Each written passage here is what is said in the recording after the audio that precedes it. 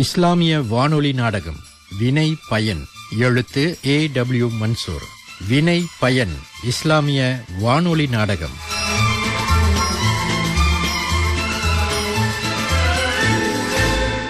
என்னப்பா ஜஹீர், ஆபீஸ் முடிஞ்சு எல்லாரும் போயிட்டாங்க, நீ என்னடானா கப்பல் கவுந்து போன மாதிரி மலைச்சு போய் உட்கார்ந்துருக்க? ஆமா அலீம், கப்பல் கவுந்து தான் போச்சு. என்னப்பா, எதுவும் கனவு கண்டியா இல்ல கேம் எதுவும் விளையாடி கவுந்துட்டியா? நான் சொல்றது என்னோட வாழ்க்கைங்கிற கப்பல் அலீம். அது நடந்து 2 வருஷம் ஆச்சு, இன்னுமா அதை நினைச்சுக்கிட்டு இருக்க? அது முடிஞ்சு போன விஷயம், விட்டு தள்ளு.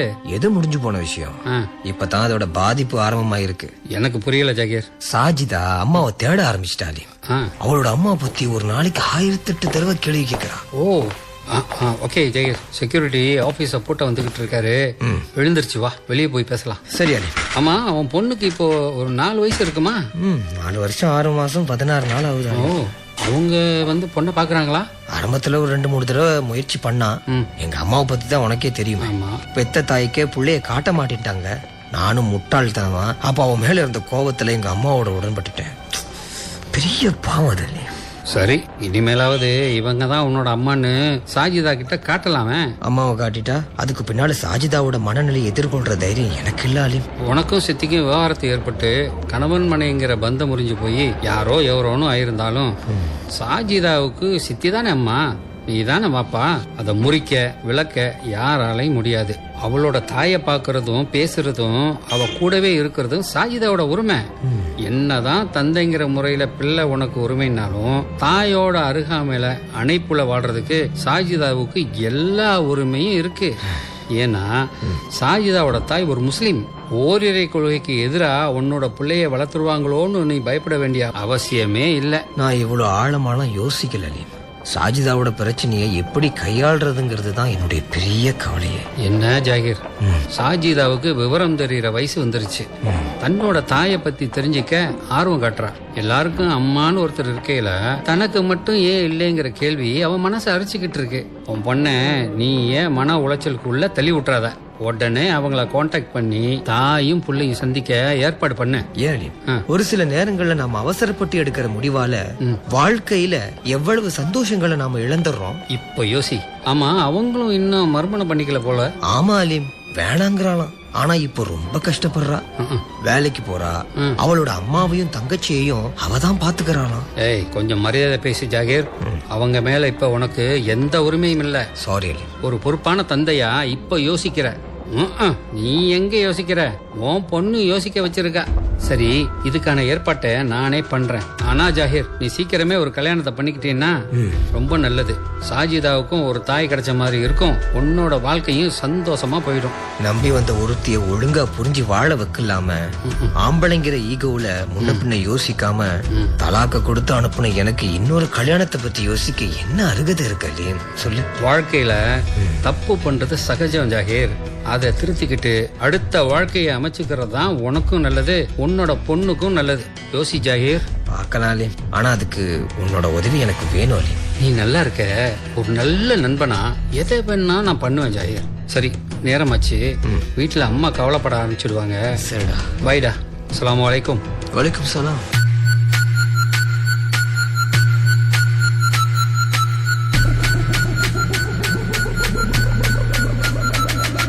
அஸ்ஸலாமு அலைக்கும் ஜாகிர். வலைக்கும் சலாம் அலீம்.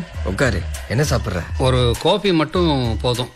இன்னைக்கு ஞாயிற்றுக்கிழமை, நல்லா இழுத்து போத்திக்கிட்டு தூங்கிட்டு இருந்தேன், நீ கால் பண்ணிட்ட. ஆமா, எதுக்கு அவசரமா வர சொன்ன? சொல்றேன் அலீம். அண்ணே, பால் போட்டு 2 காஃபி. ஆமா, என்ன சொல்ற அவன் பொண்ணு சாஜிதா? டேய், வர வர அவளோட அடம் தாங்கலடா. அம்மா எங்கன்னு எல்லார் உயிரும் வாங்குறா.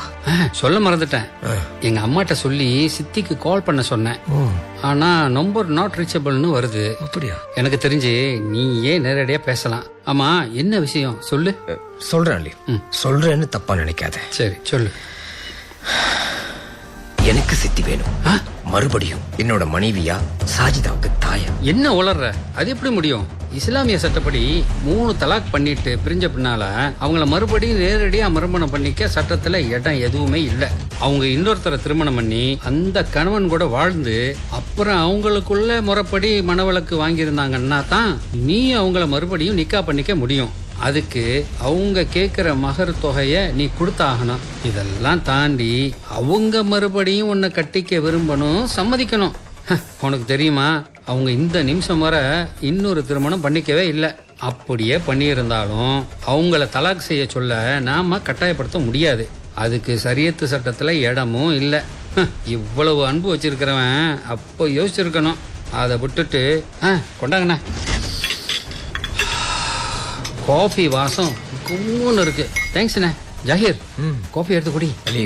நீ சொல்றது அத்தனை உண்மை. ஆமா, அது எனக்கும் தெரியும்டா. சரி, அதனாலதான் உங்ககிட்ட உதவி கேட்கிறேன். புரியல ஜாகிர், இதுல நான் என்ன பண்ண முடியும்? அது வந்து சித்திய நீ சித்தியனா கல்யாணம் பண்ணிக்கிறாளே. என்ன வளர்ற பைத்தியமணி? கோவப்படாத. நான் சொல்றத பொறுமையா கேளு, அப்புறம் உன்னோட பதில சொல்லு.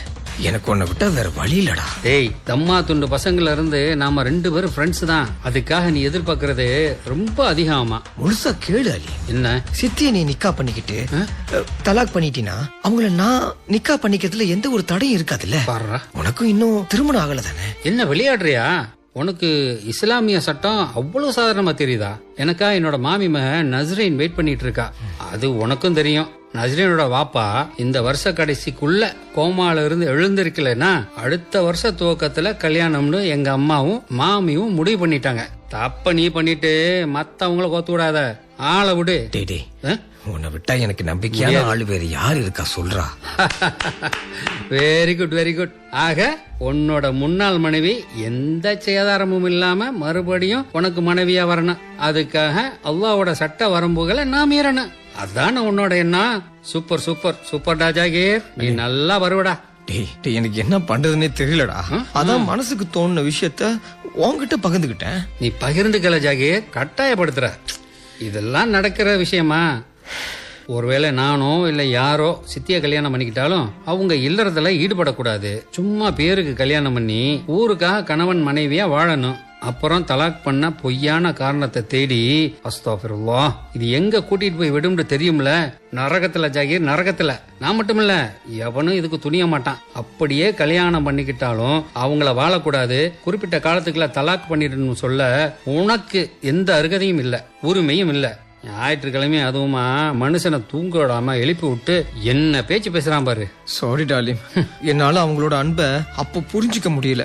காலம் கடந்து உணர்றேன். அவங்களோட ஒழுக்கமும் மார்க்க பெற்றும் கணவனான என் மேல அவங்க வச்ச நம்பிக்கை, நேசம், நன்றி உணர்ச்சி இப்படி எதையுமே நான் புரிஞ்சுக்கல. அது என்னோட பெரிய தப்பு. இப்போ தவறு பண்ணிட்டேங்கிற குற்ற உணர்ச்சி அப்பப்போ என்ன டார்ச்சர் பண்ணுதுடா.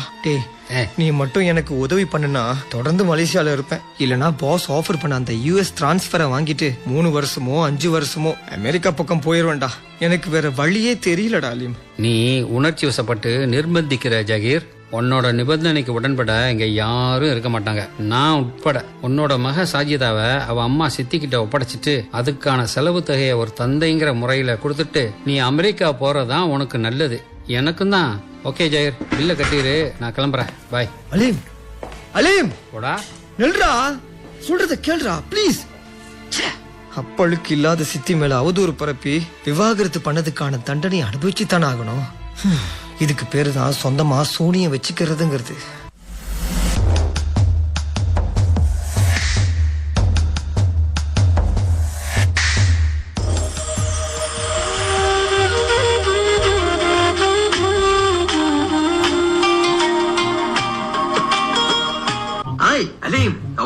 ஹலோ, நல்லா இருக்கேன் ஜாகீர். நீ அமெரிக்கா போய் 3 வருஷம் ஆக போகுது. என்ன திடீர்னு வீடியோ கால் வந்திருக்க? விவரம் தெரியாத வயசுல இருந்து நம்ம 2 பேரும் ஃப்ரெண்ட்ஸ். நம்ம நட்பு பிரியணும்னா யாராவது ஒருத்தர் மவுத் ஆயிட்டாதான் உண்டு. கண்டிப்பா நீ சொல்றது 100க்கு 100 உண்மை ஜாகீர். ஆமா, இந்த 3 வருஷத்தோட உன்னோட அமெரிக்கா கான்ட்ராக்ட முடிச்சுக்க போறியா இல்ல தொடர்ந்து அமெரிக்காவிலேயே வேலை பார்க்க போறியா? இல்லடா, கான்ட்ராக்ட ரினியூ பண்ணிக்க போறேன். அதான் வருஷத்துக்கு ஒரு தடவை அம்மாவும் சாஜிதான் வந்து பாத்துட்டு போறாங்கல்ல. வாழ்க்கை அது போக்குல போகட்டும், நான் அதுக்கு பின்னால போய்க்கிறேன். அதை விரட்டி பிடிக்க நான் விரும்பலடா. அது சரி, ஒரு கல்யாணத்தை பண்ணிக்கிட்டு சந்தோஷமா வாடுறதை விட்டுட்டு எனக்கு என்னவோ நீ வாழ்க்கையை வேஸ்ட் பண்ணிக்கிட்டு இருக்கிறேன்னு தோணுது. அது இருக்கட்டும், நான் ஒண்ணு கேட்கணும். சித்தி எப்படி இருக்கா? சாரிடா ஜஹீர், கல்யாணம் பண்ணி 2 வருஷம் நல்லா தான் வாழ்ந்தாங்க. யாரு கண்ணு பட்டுச்சோ 2 நாளைக்கு முன்னால சித்தியோட வீட்டுக்கார அன்சார போதைப் பொருள் குற்றத்துக்காக போலீஸ் அரெஸ்ட் பண்ணிருக்கு. சித்திய அவ்வளவு நல்லா பாத்துக்கிட்டான். உன் பொண்ணை கூட அவனோட சொந்த பொண்ணு மாதிரி பாத்துக்கிட்டான். அவன் இப்படி ஒரு செயலை செஞ்சிருப்பான்னு என்னால நம்பவே முடியல. என்னமோ தெரியல, அந்த பிள்ளையோட தக்டீர் அப்படி இருந்திருக்கு. நீ சொல்றது உண்மையா? என்ன, போலீஸ் அரெஸ்ட் பண்ணியாச்சா? அப்ப அவனுக்கு தூக்கு தண்டனை சொல்லு. பாவி, என்னோட கொட்டை முடி இன்னும் 2 மாசம் இருக்கு. அது முடிஞ்ச அடுத்த நாள் நான் மலேசியால இருப்பேன். நான் ரொம்ப சந்தோஷமா இருக்கேன்டா. ஆலயம் வச்சிடுறேன். டேய் ஜஹீர், வச்சிட்டான்டா. ஒருத்தன் தூக்குக்கு போறதே இவனுக்கு அவ்வளவு சந்தோஷமா இருக்கு. திருந்திட்டான்னு நினைச்சேன். இல்ல, சைக்கோவா மாறிட்டு வரான். வரட்டும், விடக்கூடாது இவனை.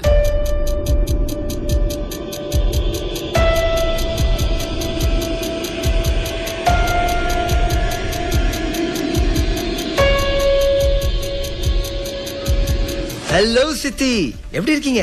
யாரு? ஓ, நீங்களா? ஏங்க எப்போ வந்தீங்க, எப்படி இருக்கீங்களா கேட்க மாட்டீங்களா?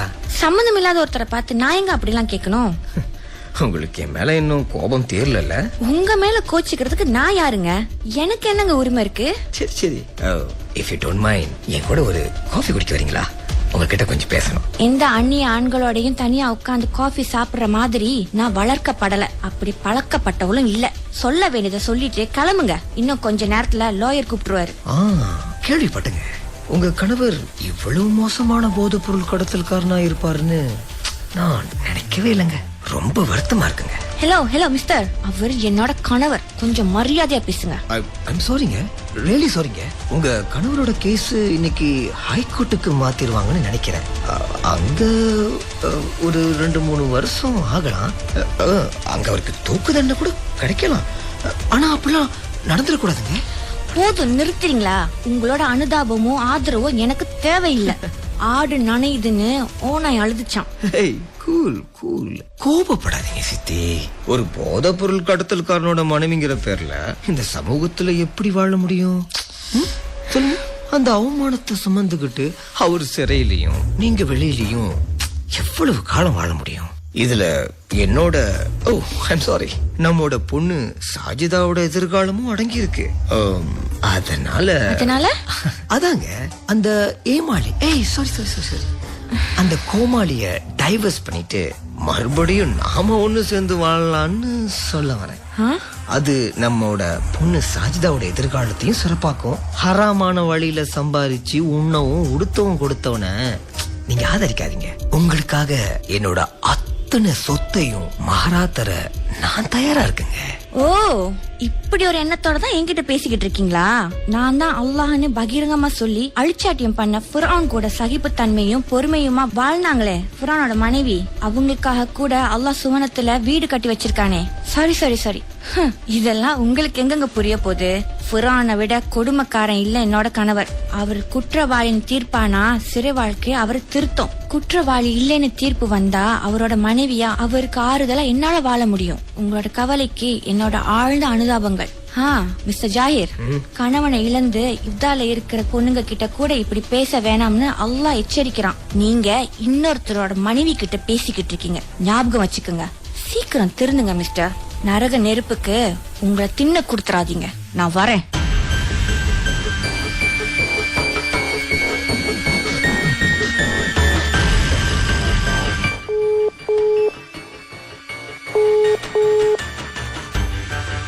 ஹலோ ஜஹீர், சொல்லு. விஷயம் கேள்விப்பட்டியா? என்ன?